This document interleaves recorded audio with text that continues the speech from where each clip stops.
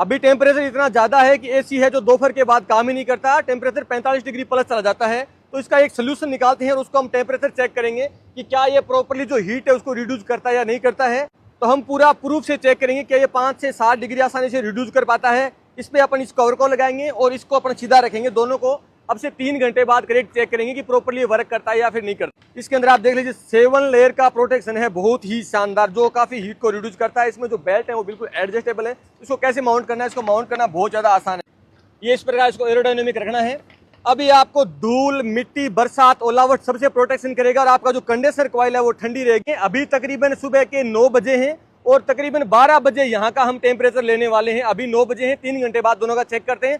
अभी दोपहर का करेक्ट 1 बज चुका है, आप मेरी घड़ी में यहाँ पे देख सकते हैं और मैं दोनों का आपको टेम्परेचर दिखाता हूं। इसका अभी आप टेम्परेचर देखिए 51 डिग्री शो कर रहा है, इस एरिया पूरे का कवर का शो कर रहा है 51, 52 और मैं आपको इस एसी का चेक करवाता हूँ।